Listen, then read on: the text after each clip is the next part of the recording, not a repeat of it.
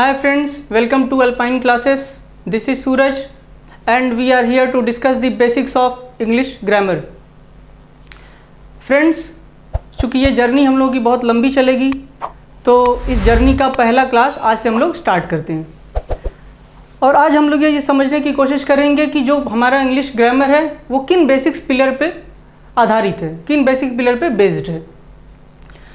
तो उन basic pillar आज तक हम लोग ये पढ़ते हुए आ रहे हैं कि पार्ट्स ऑफ स्पीच क्या होती है। पार्ट्स ऑफ स्पीच के बारे में हम लोग ये चीज़ पढ़ते आ रहे हैं। हम सबको पता है कि पार्ट्स ऑफ स्पीच 8 होती हैं। नाउन, प्रोनाउन, जो कि नाउन से चालू होती है और इंटरजेक्शन पे ख़त्म हो जाती है। लेकिन इन पार्ट्स ऑफ स्पीच को हम लोग आज दूसरे तरीके से समझने की कोशिश करते हैं, एक दूसरे नज़र से देखने की कोशिश करते हैं। खैर, हम लोग ये जानते हैं कि जो इंग्लिश है ये एक सब्जेक्ट है। आज तक हमें यही बताया गया कि इंग्लिश क्या है, एक बेसिकली सब्जेक्ट है। लेकिन सबसे फंडामेंटल जो गलती हमारी ये यही है कि इंग्लिश एक सब्जेक्ट नहीं है। कोई भी भाषा कोई सब्जेक्ट नहीं होता, कोई भी भाषा एक साउंड है। इंग्लिश क्या है? एक साउंड है। जब इस साउंड को हम लोग कोई मीनिंग देना चाहते हैं, तो हम इसको एक सिंबलाइज्ड कैरेक्टर के जरिए, सिंबल के जरिए हम इसको डिनोट कर देते हैं। जैसे अगर हम अंग्रेजी की बात करें तो अंग्रेजी जब हम लोग लिखते हैं तो हमको क्या ज़रूरत होती है? कुछ इसके बेसिक यूनिट। जैसे हमको अगर फ़ैन बनाना है तो फ़ैन के लिए हमको क्या ज़रूरत है? एक ब्लेड चाहिए 3 कम से कम, कैपेसिटर, तार, ये सारी चीज़ें चाहिए ना। फिर इलेक्ट्रॉनिक के जरिए हम लोग उसको फ़ैन को रन कराते हैं।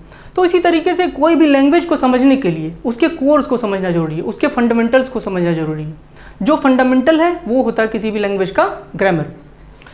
तो ये जो ग्रामर हमारा है एक साउंड जो इंग्लिश होता है या कोई भी लैंग्वेज है वो क्या है? एक साउंड है।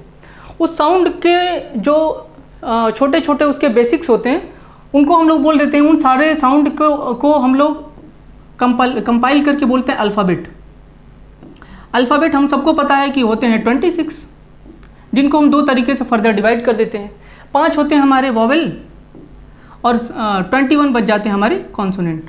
तो 5 वॉवेल होते हैं, या हम यूं कहें कि 5 वॉवेल साउंड्स होते हैं, और 21 जो होते हैं हमारे कॉन्सोनेंट होते हैं, या हम ऐसे भी इसको कह सकते हैं कि कॉन्सोनेंट साउंड। एक्चुअली ये कॉन्सोनेंट साउंड्स होते हैं और वॉवेल साउंड्स होते हैं, ना कि कॉन्सोनेंट या वॉवेल होते हैं। खैर, ये तो बहुत बेसिक सी बातें थी जो सबको पता होगी इसके पहले भी।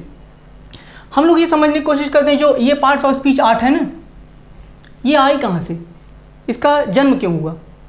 एक्चुअली हम लोग अगर कोई भी डिक्शनरी अगर उठा करके देखें तो डिक्शनरी के अंदर हमको ये मिलेगा कि लगभग 5 लाख वर्ड, 5 लाख वर्ड्स लिखे हुए हैं। अगर आप ऑक्सफोर्ड डिक्शनरी अगर लेंगे, उसको देखेंगे तो आपको, या गूगल आप करेंगे तो कम से कम आपको 5 लाख वर्ड आपको मोटा मोटा दिखा देगा कि हाँ इतने वर्ड हैं। क्या ये पॉसिबल है कि उन सारे वर्ड को हम लोग याद कर लें? क्या उनको मगअप कर लें? क्या ये पॉसिबल है? No. Very simple question, very simple answer कि इसको हम लोग याद कर भी नहीं सकते, क्योंकि ये ह्यूमन कैपेबिलिटी के बाहर है। तो हम इसको कैसे समझें? अगर हम बिल्कुल एक अनबायस्ड ले करके हम अपना ओपिनियन चलें तो कोई भी ये बोलेगा कि हाँ भाई 5 लाख वर्ड हमको याद नहीं कर सकते। तो इनको याद कैसे करें? इनको किस तरीके से अपने माइंड में रखें हमेशा? अगर ये हम 8 पढ़ लेते हैं या ये हम पढ़ लेते हैं, इन दोनों में से कोई भी अगर हमें आ जाता है, इसमें से या इसमें से, अगर हमको दोनों में से कुछ भी आ जाता है अच्छे से, तो हम ये बोल सकते हैं कि हमारी इस लैंग्वेज के ऊपर, अंग्रेजी लैंग्वेज के ऊपर जो कमांड है बहुत अच्छी है। तो चूंकि ये पॉसिबल नहीं है, इसलिए ये इम्पॉसिबल होने की वजह से इसको हम लोग फर्दर डिवाइड कर देते हैं 8 पार्ट में, टोटल 8 पार्ट में। यानी कि दुनिया में जितने भी वर्ड्स हैं उनको डिवाइड कर दिया जाता है इस 8 वर्ड में, 8 पार्ट्स में। इन्हीं 8 पार्ट्स का नाम दे दिया जाता है parts of speech. Parts of speech. अच्छा, ये जो स्पीच लिखा हुआ है इसका क्या मतलब है? भाषण जो मोदी साहब देते हैं? नहीं, उसका मतलब भाषण नहीं है। इसका मतलब क्या है? स्पीच का मतलब होता है कि जो जितने भी वर्ड्स लिखे हैं कि सेंटेंस, इसको हम कह सकते हैं पार्ट्स ऑफ स्पीच की जगह कह सकते हैं पार्ट्स ऑफ सेंटेंस। यानी कि एक सेंटेंस को बनाने के लिए हमको कितने पार्ट्स की जरूरत पड़ती है? इन 8 पार्ट के मदद से हम एक सेंटेंस को बना सकते हैं। इन 8 पार्ट्स के मदद से हम एक सेंटेंस को बना सकते हैं। खैर, अब हम समझने की कोशिश करते हैं कि जो हमारा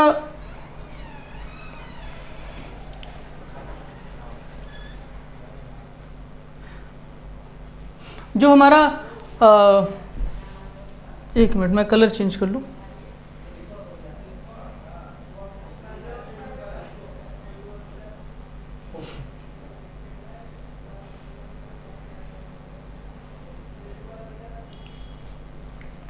इन 8 पार्ट्स ऑफ सेंटेंस को या पार्ट्स ऑफ स्पीच को जिसको हमने बताया, उनको हम समझने के लिए सबसे पहले एक हम बहुत बेसिक सा बात करते हैं। उस बेसिक से बात को समझने के लिए हम लोग कुछ सेंटेंसेस लेंगे और ये जानने की कोशिश करेंगे कि होता क्या है parts of speech. Parts of speech जो होती है वो किस चिड़िया का नाम है। खैर, कुछ सेंटेंस लेंगे और उसको जानने की कोशिश करेंगे। Parts of speech.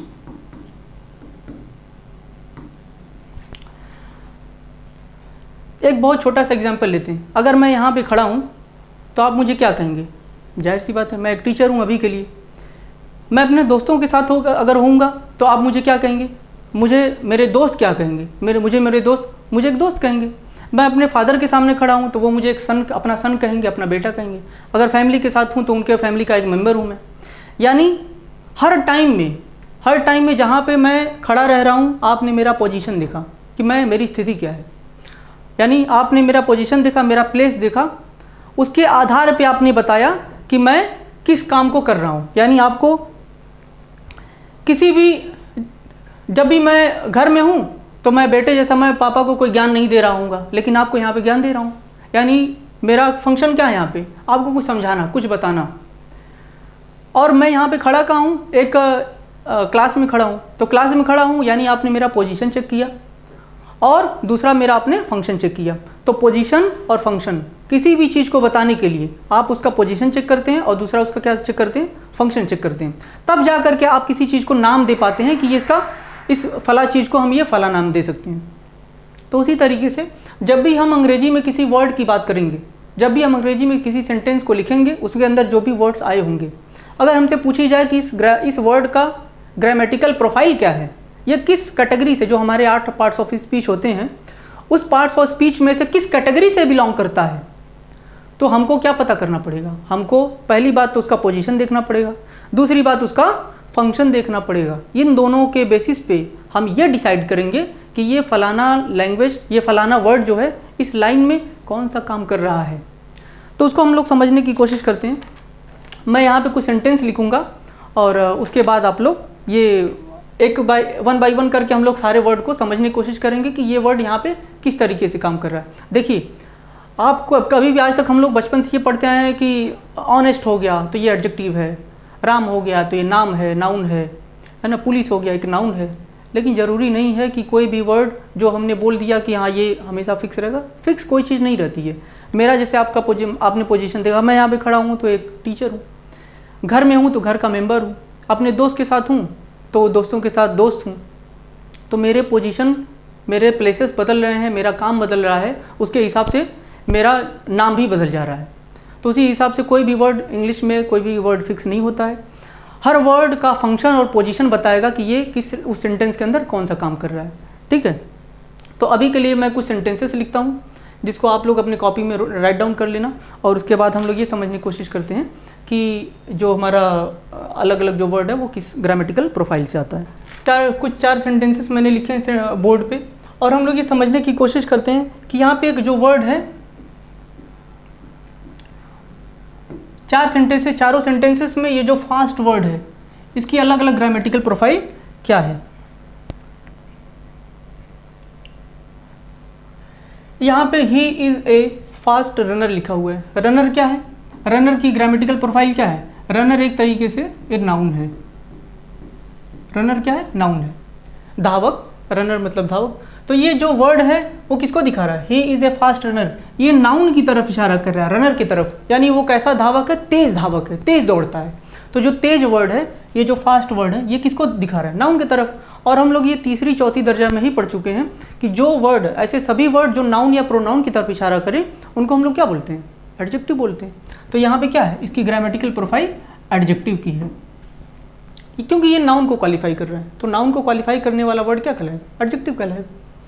दूसरे सेंटेंस पे देखते हैं, he plays Holi with fast colour. यहाँ पे कलर क्या है? कलर मतलब रंग। कलर भी यहाँ पे किसी चीज़ का नाम है। किसका नाम है? रंगों का नाम। कलर मतलब रंग, तो रंग क्या हो गया, एक नाउन हो गया। ये जो फास्ट वर्ड है किसको दिखा रहा है, कलर की तरफ इशारा कर रहा है। ही प्लेज होली, वह होली खेलता है विद फास्ट कलर। यहाँ पे फास्ट का मतलब क्या है, गाढ़े रंग से या पक्का रंग, जो पक्का रंग होता है ना छूटता नहीं है, पक्का रंग, बहुत तेज रंग, जैसे हरा कलर अगर लगा दिया जाता है जल्दी छूटता नहीं है, तो वैसे रंग को बोलते हैं फास्ट कलर। तो कलर यहाँ पे क्या है, हमारा नाउन है, और इस कलर की तरफ ये इशारा कर रहा है। तो कलर कैसा हो गया, कलर हमारा नाउन हो गया, नाउन की तरफ इशारा करने वाला वर्ड क्या हो गया, यहाँ पे भी एडजेक्टिव हो गया। तो फास्ट रनर यहाँ पे भी नाउन को इशारा कर रहा है, यहाँ पे भी ये फास्ट जो एडजेक्टिव है, यहाँ पे भी ये एडजेक्टिव का काम कर रहा है। आगे आते हैं हम लोग, आई लाइक फास्ट फूड, ये क्या है, वर्ब है, फास्ट और ये फूड, फूड मतलब भोजन, फूड मतलब भोजन, तो भोजन क्या है, एक नाउन है, और ये जो फास्ट है इस भोजन की तरफ इशारा कर रहा है।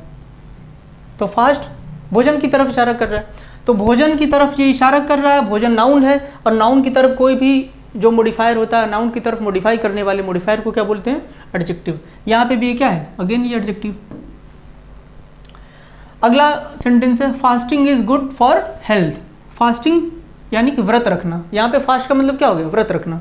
Fasting is good for health, fasting जो है हेल्थ के लिए अच्छी होती है। ये जो फास्टिंग है, फास्ट में हमने क्या किया, फास्ट में हमने आईएनजी जोड़ दिया, इसको जोड़ करके हमने क्या बना दिया, वर्ब की आईएनजी वाली फॉर्म बना दी। जब वर्ब की आईएनजी वाली फॉर्म अगर किसी सब्जेक्ट का काम करती है तो ये बन जाती है जेरंड, क्या बन जाती है, जेरंड बन जाती है। और जेरंड जो होता है वो किसी सब्जेक्ट का काम कर सकता है। देखिए किसी भी सेंटेंस को बनाने के लिए जो हमारे पास बेसिक यूनिट होती है वो होती है सब्जेक्ट। किसी भी सेंटेंस को बनाने के लिए सबसे बेसिक यूनिट है सब्जेक्ट प्लस वर्ब। हमारे पास एक सेंटेंस को बनाने के लिए कम से कम इतने तो होने ही चाहिए। यानी सबसे पहले क्या आता है, किसी भी सेंटेंस को एक पॉजिटिव सेंटेंस स्टार्ट करना है, कोई असर्टिव सेंटेंस स्टार्ट करना है, तो हमारे पास एक सब्जेक्ट होना चाहिए। उसके आगे अगर हम एक वर्ब लगा दें तो एक प्रॉपर सेंटेंस बन जाता है। हालांकि ये सेंटेंस बहुत छोटा है लेकिन वो एक सेंटेंस बन जाता है। तो जो सब्जेक्ट है ना, सब्जेक्ट किससे पहले आता है, वर्ब के पहले आता है। यहाँ पे देखिए ये वर्ब लगा हुआ है, इस वर्ब के पहले क्या आया, फास्टिंग है, यानी कि क्या है, सब्जेक्ट का काम कर रहा है। तो यहाँ पे सब्जेक्ट का काम कर रहा है, और सब्जेक्ट में ये जो फास्ट है आईएनजी किस में जोड़ा गया, वर्ब में जोड़ा गया। वर्ब की आईएनजी वाली फॉर्म अगर है तो वो सब्जेक्ट का भी काम कर सकती है। तो यहाँ पे सब्जेक्ट का काम कर रहा है, और सब्जेक्ट का काम करता कौन है, या तो नाउन काम करता है या तो प्रोनाउन काम करता है। यहाँ पे वही जो फास्ट वर्ड है वर्ब के तौर पे यूज़ हुआ है, लेकिन काम कौन सा कर रहा है, उसका फंक्शन क्या है, उसका फंक्शन है एक नाउन का। और ये किस जगह पे इस्तेमाल किया गया, तो सब्जेक्ट के जगह पे इस्तेमाल किया गया। यानी हम यहाँ पे देख पा रहे हैं कि एक ही वर्ड है फास्ट। फास्ट जो है कितनी चीज़ों के साथ इस्तेमाल हो गया, रनर के साथ इस्तेमाल हो सकता है, कलर के साथ इस्तेमाल हो सकता है, फास्ट फूड भी होता है, फास्टिंग व्रत करना हो गया। मतलब कि हर सेंटेंस पे आप देख पा रहे हैं कि सब जगह पे इसका मतलब अलग अलग है। अभी हम कुछ और सेंटेंसेस लेंगे जिसको हम समझने की कोशिश करेंगे। अभी तो हमने सिर्फ एडजेक्टिव बताया। एक ही वर्ड एडजेक्टिव का भी काम कर सकता है, एडवर्ब का भी काम कर सकता है, नाउन का भी काम कर सकता है। मतलब कि एक ही वर्ड उसके पोजीशन बदलते हैं तो उसके फंक्शन भी बदल जाएंगे। ये हम अगले स्लाइड में चेक करेंगे, देखेंगे। आप अगर इसका स्क्रीनशॉट लेना चाहें तो ले सकते हैं। फ्रेंड्स, यहाँ पे मैंने कुछ सेंटेंसेस लिखे हैं और इसमें हम लोग समझने की कोशिश करते हैं। 3 पेयर मैंने लिखा हुआ है। यहाँ पे हम समझने की कोशिश करते हैं, जो मैंने बताया कि हम लोग हमेशा पोजीशन चेक करेंगे और उस वर्ड का फंक्शन चेक करेंगे, ताकि हम ये समझ पाएँ कि जो वर्ड, जिस वर्ड की हम लोग बात कर रहे हैं उसकी ग्रामेटिकल प्रोफाइल दिए गए सेंटेंस में क्या है। तो पहला सेंटेंस हमने लिखा हुआ है switch on the light. Switch on the light, ये जो लाइट वर्ड है ना, हम यहाँ पे इसकी बात कर रहे हैं। Switch on the light, switch on ये क्या है, स्विच का मतलब कि ऑन कर दो लाइट, ये एक वर्ब है। ये जो हमारा सेंटेंस है ये इंपेरेटिव सेंटेंस है। वहाँ पे हमारा कोई भी सेंटेंस चालू होता है एक मेन वर्ब से। तो हमारा सेंटेंस किस में लिखा है, इंपेरेटिव सेंटेंस लिखा हुआ है, इंपेरेटिव फॉर्म में लिखा हुआ है। तो मेन वर्ब ये हमारा हो गया। उसके बाद switch on the light. Light यहाँ पे क्या है, एक तरीके से ऑब्जेक्ट है, और ऑब्जेक्ट बनता कौन है, तो ऑब्जेक्ट या तो नाउन हो सकता है या तो प्रोनाउन होता है। तो नाउन यहाँ पे हमारा ऑब्जेक्ट है। तो लाइट का मतलब रोशनी, रोशनी किसी चीज़ का नाम है ना। तो नाउन का मतलब क्या होता है, नाउन का मतलब बेसिकली होता है नाम। तो रोशनी, लाइट जो है एक नाम है किसी चीज़ की। दूसरे सेंटेंस में आते हैं, तो यहाँ पे इसकी ग्रामेटिकल प्रोफाइल हो गई नाउन की। ही लाइटेड द रूम। यहाँ पे जो लाइट वर्ड है ना, ये है वर्ब के तौर पे इस्तेमाल हुआ है। ही यानी कि सब्जेक्ट हो गया। अभी मैंने बताया था थोड़ी देर पहले पिछली स्लाइड में कि कोई भी अगर हम सेंटेंस लिखना चाहते हैं तो उसके लिए बेसिक यूनिट क्या है, हमारे पास कम से कम एक सब्जेक्ट होना चाहिए और उसके बाद हमको क्या लगाते हैं, वर्ब लगाते हैं। तो हमारा अगर ये हमारा सब्जेक्ट हो गया, ये हमारा सब्जेक्ट हो गया, प्लस इसके बाद जो आ रहा है वो वर्ब हो गया। तो अगर ये सब्जेक्ट है तो यानी ये वर्ब है। तो सब्जेक्ट के बाद जो वर्ब लगा हुआ है यहाँ पे इसकी ग्रामेटिकल प्रोफाइल क्या है, वर्ब की ग्रामेटिकल प्रोफाइल है यहाँ पे क्या है, वर्ब है। ही लाइटेड द रूम, उसने रूम को रोशन कर दिया, उसने रूम में रोशनी कर दी, यानी उसने रूम में जो है लाइट ऑन कर दिया, लाइट जला दी, ये इसका मतलब था। तीसरा सेंटेंस देखते हैं, he is in the light mood, वह किस उसका मूड कैसा है, लाइट, बड़े हल्के मूड में है, बड़े मस्त मूड में, ये कहने का सेंस है। He is in the light mood मतलब कि उसको कोई स्ट्रेस नहीं है, ये कहना चाह रहे हैं यहाँ पे। तो वह किसी स्ट्रेस में नहीं है, उसका मूड कैसा है, उसके मूड की खासियत क्या है, उसके मूड की स्पेशलिटी क्या है, कि उसका मूड आज क्या है, लाइट है। ये जो लाइट वर्ड है ना, मूड के बारे में बता रहा है, और ये मूड है, ये क्या है, मूड नाउन है। और इस नाउन को मॉडिफाई करने वाला वर्ड, अभी मैंने पिछली स्लाइड में बताया कि नाउन को जो मॉडिफाई करने वाले वर्ड होते हैं, नाउन या प्रोनाउन को मॉडिफाई करने वाले मॉडिफायर जो होते हैं वो होते हैं एडजेक्टिव। तो यहाँ पे नाउन को लाइट जो है मॉडिफाई कर रहा है, इसलिए क्या हो गया यहाँ पे, एडजेक्टिव। तो आपने ये देखा कि तीनों सेंटेंस में अलग अलग ग्रामेटिकल प्रोफाइल में हमने सेम ही वर्ड यूज़ किया है, लेकिन उनकी प्रोफाइल, ग्रामेटिकल प्रोफाइल जो है अलग अलग बार बार हो जा रही है। पहले सेंटेंस में वो नाउन का काम कर रहा था, दूसरे सेंटेंस में यही जो लाइट वर्ड है वो वर्ब के तौर पे इस्तेमाल हुआ, तीसरे सेंटेंस में ये जो लाइट वर्ड है वो एडजेक्टिव के तौर पे इस्तेमाल हो गया। आगे बढ़ते हैं दूसरे सेंटेंस की तरफ। I went for a ride, मैं राइड के लिए गया, मैं बाइक से घूमने गया, राइड करने के लिए गया। तो आई वेंट, मैं गया, यहाँ पे वर्ब है, यहाँ पे क्या है, ये वर्ब है। फॉर अ राइड, ये जो ये शब्द लगा हुआ है ना, हमेशा याद रखो, हमेशा आप ये बात याद रखिए कि जो कोई भी आर्टिकल लगता है किसी नाउन या प्रोनाउन के ही, किसी नाउन के आगे ही कोई आर्टिकल लगता है। यानी यहाँ पे आर्टिकल है, ये आर्टिकल बता रहा है कि ये क्या है, एक नाउन है। यहाँ पे जो ये वर्ड आया हुआ है राइड, ये नाउन के तौर पर इस्तेमाल हुआ है। अगला सेंटेंस हम लोग देखते हैं, इसी के ग्रुप का अगला सेंटेंस। आई राइड हॉर्स, मैं क्या चलाता हूँ, मैं घोड़े पे घुड़सवारी करता हूँ, इसका मतलब हो गया। तो यहाँ पे वर्ब के तौर पे इस्तेमाल हुआ है, क्यों, क्योंकि ये तो हो गया सब्जेक्ट, प्लस सब्जेक्ट के बाद जो बेसिक यूनिट क्या आती है, वर्ब आती है ना, तो सब्जेक्ट के बाद ये वर्ब हो गया। तो यहाँ पे राइड है नाउन, यहाँ पे राइड क्या है, वर्ब। आगे तीसरे ग्रुप की तरफ बढ़ते हैं। A dog is a faithful animal, dog जो वर्ड है ना, डॉग, अब हम इसकी बात करेंगे। डॉग क्या है, डॉग कह रहा है कि डॉग एक फेथफुल एनिमल है। तो यहाँ पे जो डॉग है, ये पूरी की पूरी यहाँ से लाइन जो लिखी हुई है, इसके बाद यहाँ पे वर्ब लगा हुआ है, ये यहाँ पे क्या है, वर्ब है।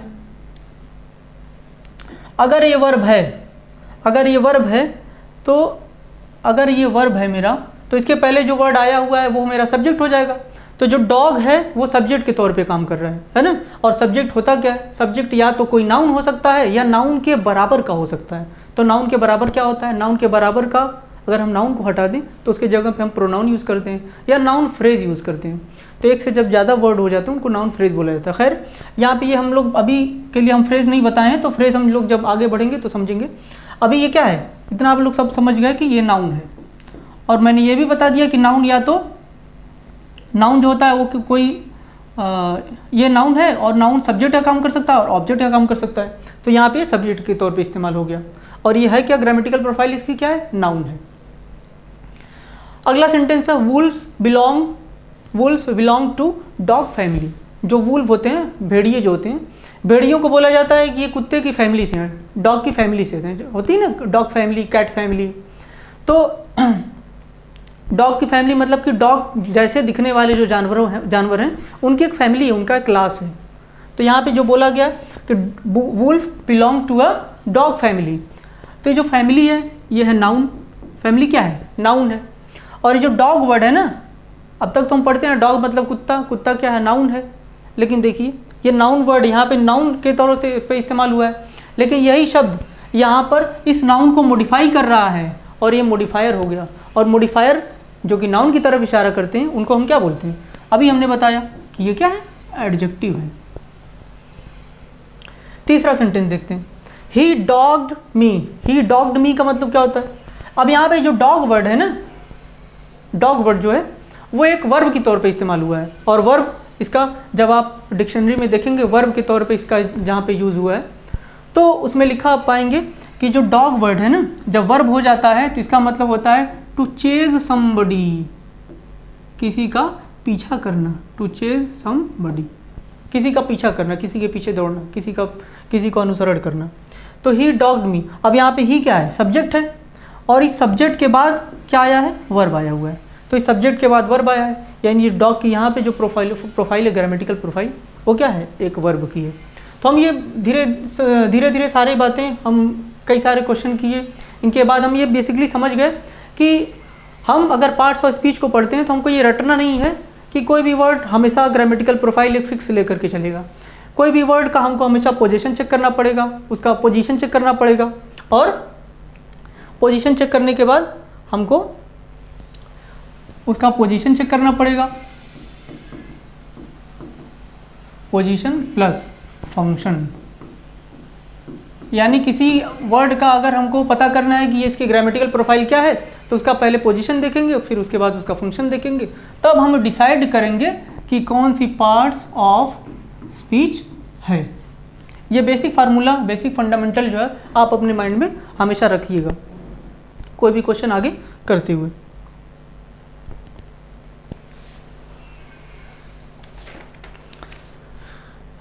तो सबसे पहले अब हम ये समझ चुके हैं कि पार्ट्स ऑफ स्पीच किस तरीके से काम करती है। तो अब हम ये कोशिश करते हैं कि पार्ट्स ऑफ स्पीच में जितने भी पार्ट हैं, 8 पार्ट हैं, तो हम लोग 1 बाय 1 सबके फंक्शन को जानने की कोशिश करते हैं। तो सबसे पहला फंक्शन नाउन का हम लोग पढ़ेंगे। नाउन क्या होता है, बचपन से सब लोग पढ़ते आ रहे हैं, noun is the name of person, place और थिंग।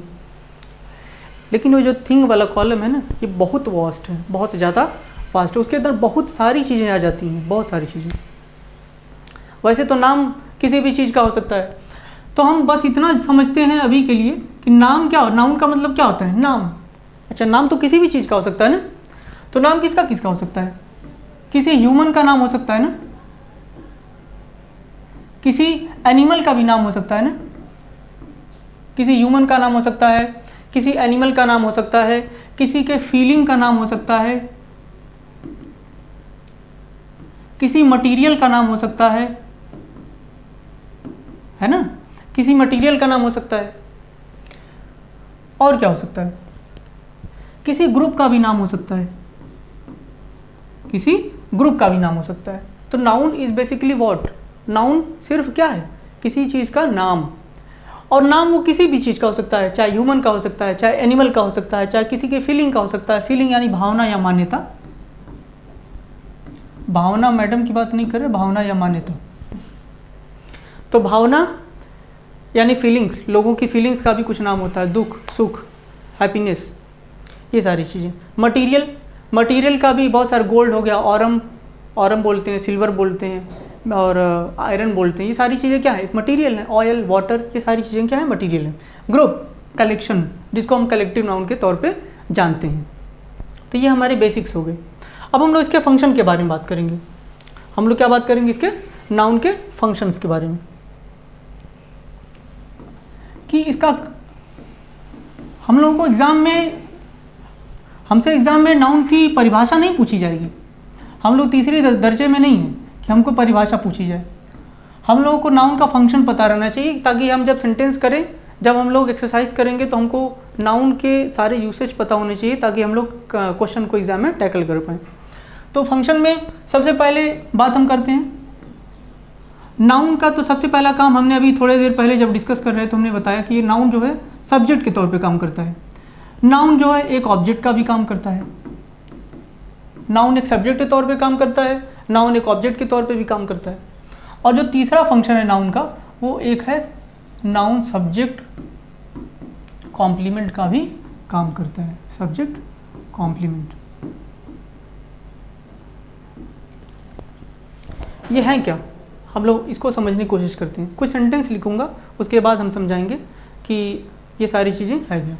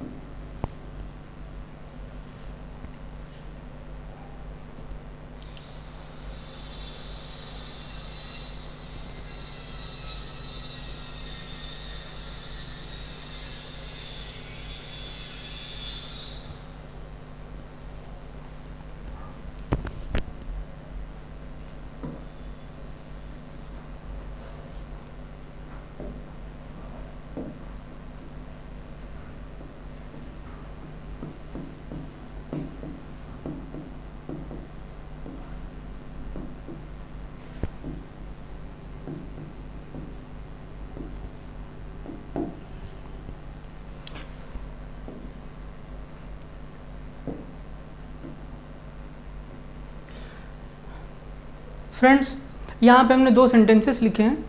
इन दोनों सेंटेंसेस को देखिए आप ध्यान से और पढ़िए।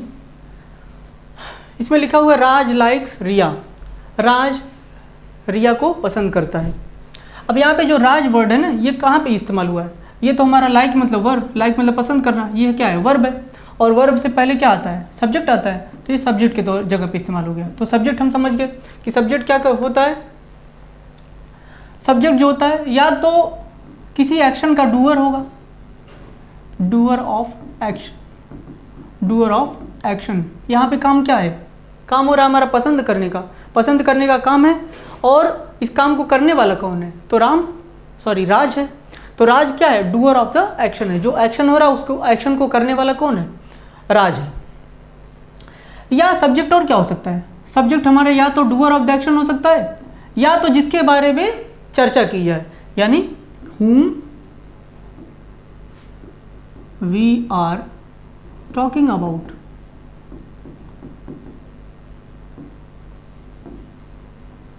जिसके बारे में हम लोग बात कर रहे हों। तो जिसके बारे में बात कर रहे होंगे या तो वो सब्जेक्ट हो जाएगा, या तो जो काम को करेगा वो सब्जेक्ट हो जाएगा। अब यहाँ पे जो रिया लिखा हुआ है ना, रिया क्या है? रिया ऑब्जेक्ट है। ऑब्जेक्ट किसको कहते हैं? ऑब्जेक्ट वो वर्ड होता है जो एक्शन को रिसीव करता है। तो यहाँ पे राज पसंद करता है। राज किसको पसंद करता है? रिया को पसंद करता है। तो जो पसंद करने वाला जो एक्शन है ना, किसके ऊपर ट्रांसफर हो रहा है? रिया के ऊपर हो रहा है ट्रांसफर। तो जिसके ऊपर एक्शन ट्रांसफर होता है, ट्रांसफर ऑफ एक्शन। ये जो एक्शन ट्रांसफर हो रहा है किसके ऊपर ट्रांसफर हो रहा है? रिया के ऊपर ट्रांसफर हो रहा है। तो जिसके ऊपर एक्शन ट्रांसफर होता है उसको हम लोग बोल देते हैं ऑब्जेक्ट। यानी कि ऑब्जेक्ट होने के लिए कोई काम होना जरूरी है, कोई एक्शन होना जरूरी है, ताकि वो एक्शन आगे वाले पे फॉरवर्ड हो जाए, आगे वाले पे ट्रांसफर हो जाए। तो जिसके ऊपर ये एक्शन ट्रांसफर होगा उसको हम बोल देंगे ऑब्जेक्ट। और जो उस एक्शन को करेगा, डूअर ऑफ द एक्शन जो होगा, वो हमारा क्या कहलाएगा? सब्जेक्ट कहलाएगा। ये तो पहली बात हम समझ गए कि सब्जेक्ट के लिए डूअर ऑफ द एक्शन होना चाहिए। जो हमने दूसरी बात लिखी, whom we are talking about, जिसके बारे में हम लोग बात कर रहे हैं, वो भी सब्जेक्ट हो सकता है। तो दूसरा सेंटेंस हमने लिखा Nitin is a student. Nitin ने क्या है? विद्यार्थी है, एक स्टूडेंट है। क्या यहाँ पे कोई काम हो रहा है? क्या वो यहाँ पे कोई वर्ब है?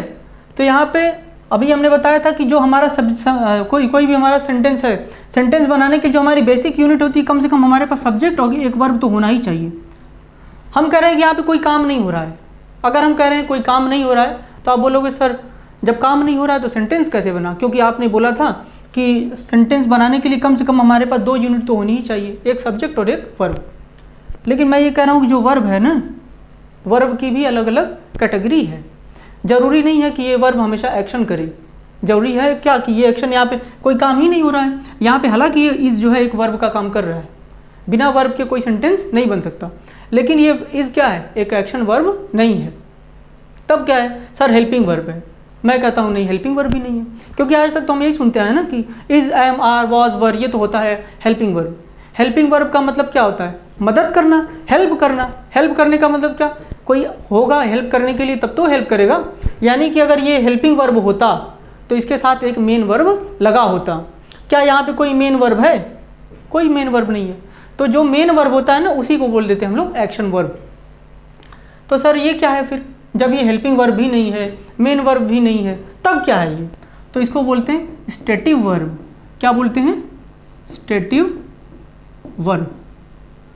स्टेटिव वर्ब क्या होता है? स्टेटिव वर्ब एक ऐसा वर्ब होता है जो उस सेंटेंस में होने वाले काम की जो सेंटेंस में जो भी सेंटेंस में लिखा गया उसका स्टेट बताता है, स्टेट ऑफ बीइंग बताता है, क्या चीज़ हो रही है ये बताता है, उसकी अवस्था को बताता है, ना कि किसी एक्शन को डिनोट करता है। यानी अगर is am are was verb लगा हुआ है यानी इसके साथ कोई मेन वर्ब आना चाहिए, और आप देखते रहे कि कोई मेन वर्ब नहीं आया। जब मेन वर्ब नहीं आएगा तो आप लोग समझ जाना कि ये जो is am are was verb ये सारी चीज़ें क्या हैं, एक स्टेट बता रही हैं, स्टेटिव वर्ब के तौर पर इस्तेमाल हो रही हैं। तो ये जो स्टूडेंट है, क्या ये इसको मैं ऑब्जेक्ट बोल सकता हूँ? क्या उसको मैं ऑब्जेक्ट बोलूँ? Is it a object? Is it an object? नहीं, ऑब्जेक्ट नहीं है। क्यों नहीं ऑब्जेक्ट है? क्योंकि मैंने ऊपर क्या बताया, ऑब्जेक्ट होने के लिए एक्शन का ट्रांसफ़र होना जरूरी है। जो एक्शन को रिसीव करेगा, जो एक्शन का जो असर है, असर को रिसीव करेगा, वो क्या कहलाएगा? ऑब्जेक्ट कहलाएगा। तो यहाँ पे जब कोई एक्शन हो ही नहीं रहा है तो उसका कैसे असर ट्रांसफ़र होगा? यानी इसके ऊपर कोई असर ट्रांसफ़र नहीं हो रहा, कोई एक्शन ट्रांसफ़र नहीं हो रहा, यानी ये सब्जेक्ट नहीं है। तब क्या है साहब? तब ये सब्जेक्ट नहीं है।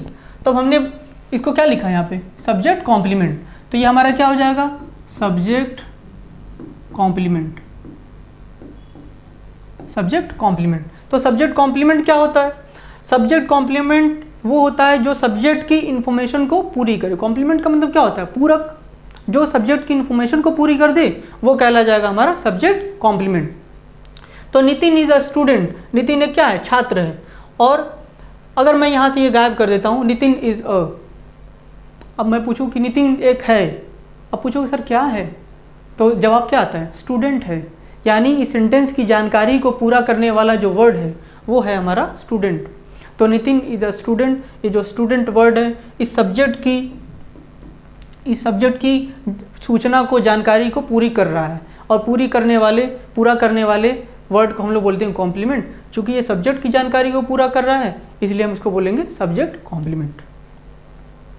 स्टेटिव वर्ब क्या होता है? स्टेट बताता है किसी भी सेंटेंस के अंदर, स्टेट बताता है। और यही क्या हो जाता है, इसी स्टेटिव वर्ब को हम लोग बोल देते हैं लिंकिंग वर्ब। लिंकिंग वर्ब जो सब्जेक्ट को उसके कॉम्प्लीमेंट से जोड़ दे रहा है वो क्या कहला जाता है? लिंकिंग वर्ब कहला जाता है। तो आप देख रहे हैं कि सारे जगह पे जो हमारा नाउन का फंक्शन है कभी सब्जेक्ट के तौर पे इस्तेमाल हुआ है, कभी ऑब्जेक्ट के तौर पे इस्तेमाल हुआ है, और कभी कभी ये जो हमारा है ये सब्जेक्ट कॉम्प्लीमेंट की जगह पे इस्तेमाल हुआ है। तो हम इसमें ये समझ पाए कि सब्जेक्ट क्या होता है। हम ये भी समझ गए कि सब्जेक्ट या तो डूअर ऑफ द एक्शन होगा, यहाँ पे डूअर था, ये काम को कर रहा था इसलिए हमने इसको सब्जेक्ट बोला। यहाँ पे सिर्फ चर्चा हो रही है इसकी, यानी जिसके बारे में हम लोग बात कर रहे हैं। चूँकि यहाँ पे कोई सेंटेंस, इस सेंटेंस में कोई भी एक्शन हो नहीं रहा था, तो एक्शन न होने की वजह से यहाँ पे सिर्फ नितिन की चर्चा हो रही है। नितिन के बारे में कुछ बताया जा रहा है कि नितिन क्या है। नितिन एक विद्यार्थी है, एक स्टूडेंट है, तो नितिन के बारे में चर्चा हो रही है, तो नितिन क्या हो गया? हमारा सब्जेक्ट यहाँ पे हो गया। तो यानी दोनों बातें हम समझ गए कि हाँ सब्जेक्ट क्या होगा, ये दोनों चीज़ें अगर होंगी तो उसको हम सब्जेक्ट बोल देंगे। ऑब्जेक्ट क्या होता है? ऑब्जेक्ट वो होता है जिसके ऊपर एक्शन, जो कोई सब्जेक्ट है वो अपना जो काम कर रहा है उस काम को ट्रांसफ़र करता है। जिसके ऊपर ट्रांसफ़र होगा काम वो हमारा क्या कहलाता है? वो कहलाता है ऑब्जेक्ट। तो सब्जेक्ट समझ गए, ऑब्जेक्ट समझ गए। सब्जेक्ट कॉम्प्लीमेंट क्या होता है? सब्जेक्ट कॉम्प्लीमेंट वो होता है जो सब्जेक्ट की जानकारी को पूरा कर दे। अगर कोई सेंटेंस ट्रांसफ़र करता अपना जो काम है वो ट्रांसफ़र इसके ऊपर करता, तब हम इसको सब्जेक्ट कॉम्प्लीमेंट नहीं करते, तब हम कहते कि ये क्या है? हमारा ऑब्जेक्ट है। लेकिन यहाँ पे कोई एक्शन नहीं हो रहा था, इसके वजह से कोई जब एक्शन हो ही नहीं रहा है तो इसका कोई असर भी नहीं पड़ेगा आगे वाले के ऊपर। तो जब असर नहीं पड़ेगा तब हम क्या देखेंगे? तो साहब देखेंगे ये कि क्या इसकी जानकारी अगर इसको हटा दें तो अधूरी रह जाएगी क्या? तो अगर इसको हटा दें तो जानकारी अधूरी रह जाएगी सेंटेंस को। जैसे ही सेंटेंस में इस वर्ड को ऐड करेंगे हमको पता चल जाएगा कि जो नितिन है ना वो है क्या। तो जब हमको पता लग गया यानी यही वर्ड ऐसा था जिसने सब्जेक्ट पूरे सेंटेंस की जानकारी को क्या कर दिया? पूरा कर दिया। क्योंकि सब्जेक्ट की जानकारी को पूरा कर रहा है इसलिए क्या कहलाएगा? सब्जेक्ट कॉम्प्लीमेंट कहलाएगा। तो आप अगर इसका स्क्रीनशॉट लेना चाहते हैं तो ले लीजिए, फिर हम लोग अगले लेक्चर में इसके आगे कैरी ऑन करेंगे। Thank you so much class.